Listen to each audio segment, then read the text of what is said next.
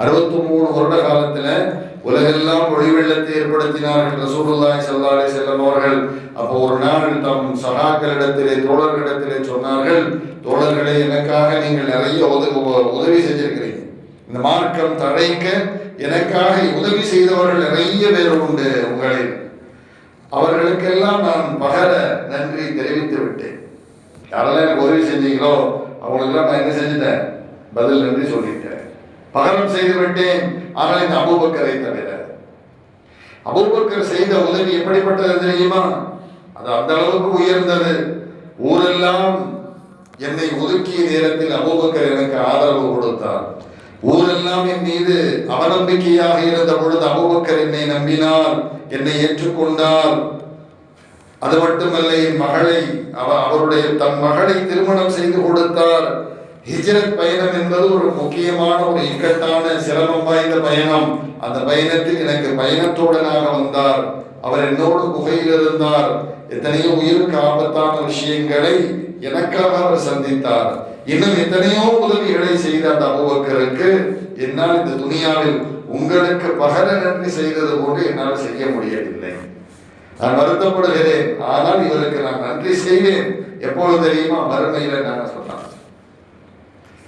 மறுமையில் நான் அவருக்கு நன்றி தெரிவித்தேன்.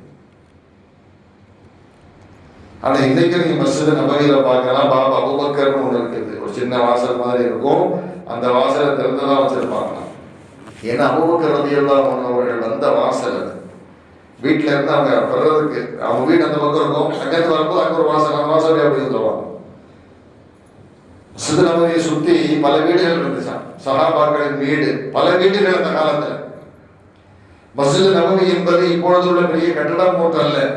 பேரிச்சம்பழ மரத்தினுடைய அந்த ஓலையை கொண்டு வேயப்பட்ட ஒரு பெரிய குடிசை. குடிசைன்னு சொன்னா இந்த பக்கத்துக்கு வரவங்க குடிசை இப்படி பிரிப்பாங்க வந்துருவாங்க, அங்கிருந்து வரவங்க விலைப்பாங்க வந்துருவாங்க. இப்படி பல வாசல் இருந்துச்சு, பல வாசல்கள். ஒவ்வொரு சஹாபியும் ஒரு வாசல்ல வருவாங்க. ஏன்னா அந்தந்த வீடு அந்தந்த பகுதியில் இருந்தது. அபூபக்கர் ரலியல்லாஹு அவர்கள் வரக்கூடிய ஒரு ஓரமா இருந்துச்சு.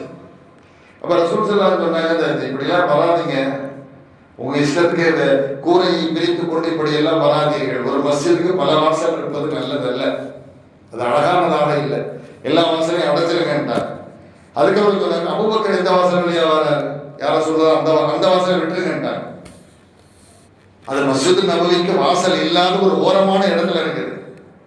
வாசல் நேரா இருக்கணும், இல்ல சைட்ல அழகா இருக்கணும். அது ஒரு ஓரமா ஒரு மூலையில இருந்தது.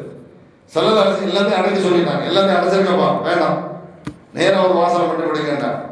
அதுக்கப்புறம் இல்ல அபூபக்கர் எந்த வாசல் வழியா வராரு, யார சொல்ற அந்த வாசல் வழியா, அதை மட்டும் திறந்து வைக்கிட்டாங்க. காரணம் என்னன்னா, அபூபக்கர் ரலியல்லாஹு அவர்கள் செய்த அந்த நன்றியினுடைய அவர்கள் செய்த உதவி. உமர் ரலியல்லாஹு அன்ஹு கடைசி நேரம் சக்கராந்த காலத்தில் இருக்கிறாங்க. அவங்களுக்கு தெரிஞ்சு போச்சு நான் என்னுடைய உயிர் போய்விடும் என்று.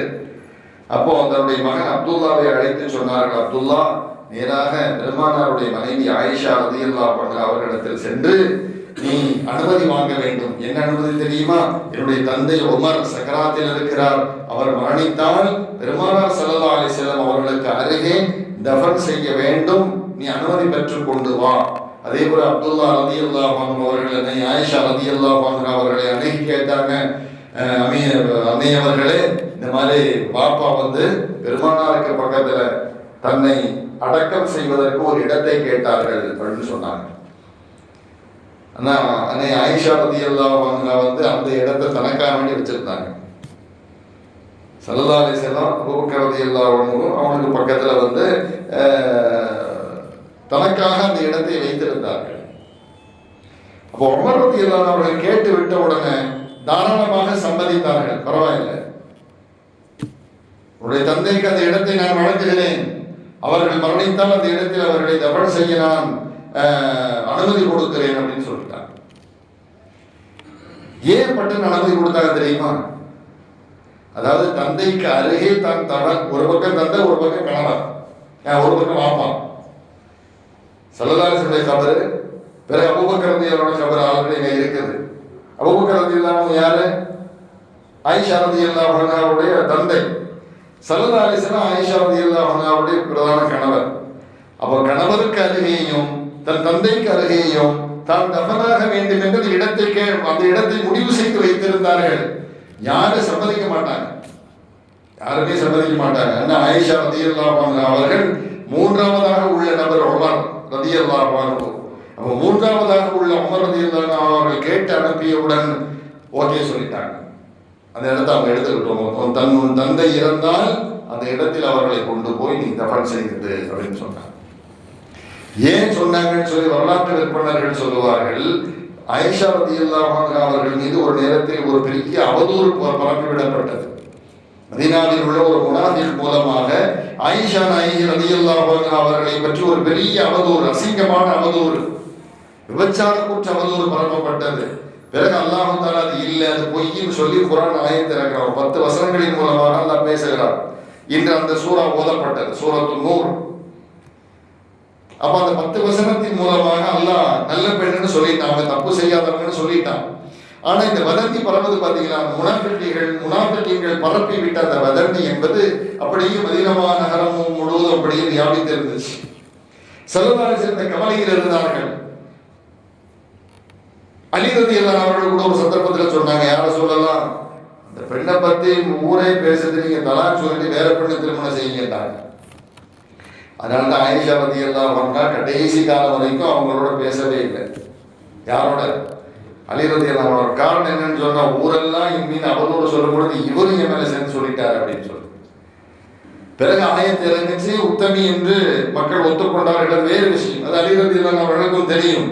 இருந்தாலும் ஆயிஷா ரலியல்லாஹு அன்ஹா அவர்கள் கடைசி வரைக்கும் அலி ரலியல்லாஹு அன்ஹு அவர்களோடு பேசவே இல்லை. ஆனால் ஹஜ்ரத் உமர் ரலியல்லாஹு அன்ஹு அவர்கள் இந்த சூழ்நிலையில ஸல்லல்லாஹு அலைஹி வஸல்லம் அவங்கள வந்து என்ன சொன்னாங்க தெரியுமா? நாயகமே, ஏன் கவலைப்படுகிறீர்கள், ஏன் வருத்தத்தில் இருக்கிறீர்கள்? நீங்க வருத்தப்பட வேண்டாம். ஒரு கெட்டு போன ஒரு பெண்ணை அல்லாஹ் உங்களுடைய கணவனாக, உங்களுடைய மனைவியாக ஆக்கவே மாட்டான். பரிசுத்தமான உங்களுக்கு ஒரு தீய பெண்ணை அல்லாஹ் திருமணம் செஞ்சு கொடுப்பான்? இல்லை இல்லை, அல்லாஹ்வா பார்த்து ஏற்படுத்தியவர் ஆயிஷா ரலியல்லாஹு அன்ஹா. அவங்க வந்து சிறந்த பெண், உயர்ந்த பெண். நீங்க பேசாம ஊரில் பேசுகிற வார்த்தைகளை எல்லாம் காதில் போட்டுக் கொள்ள வேண்டாம், அமைதியாக இருங்கள் என்று ஆறுதல் சொன்னார்கள். இந்த வார்த்தை ஆயிஷா ரலியல்லாஹு அன்ஹாவுடைய காதுகளில் விழுந்து அப்படியே அவனோட கல்வில பதிஞ்சு போச்சு. அந்த நன்றி கடனாகத்தான் தான் தஃபனாக இருந்த இடத்தை உமர் ரலியல்லாஹு அன்ஹு அவர்களுக்கு விட்டு கொடுத்தார்கள் அப்படின்னு. இப்படி சஹாபாக்கள் செய்த நன்றிகள் ஏராளம் இருக்கிறது. அப்ப மனிதனுக்கு மனிதன் நன்றி செலுத்துவது, அதே போல மனிதர்கள் எல்லாம் ரப்புக்கு நன்றி செலுத்துவது, இதெல்லாம் முக்கியமான ஒன்று. எனவே ரப்புக்கு நன்றி செலுத்துகிற அந்த பண்பு நமக்கு வரணும்னு சொன்னா, மனிதர்களிடமிருந்து பெற்ற உதவிக்கு நன்றியாக உலகத்தில் நாம் நடந்து கொள்ள வேண்டும். மாஷக்கரல்லாஹ மல்லம் யஷ்குரின் நாஸ். அல்லாஹ் ரசூல் ஸல்லல்லாஹு அலைஹி வஸல்லம் சொல்றாங்க, மனிதர்களுக்கு நன்றி சொல்லி பழகாதவன் அல்லாஹ்வுக்கு நன்றி தெரிவித்தவனாக ஆக மாட்டான். எல்லாம் அல்லாஹ் நம்மை எல்லாம் நன்றி உடையவர்களாக ஆக்கி விடுவானாக.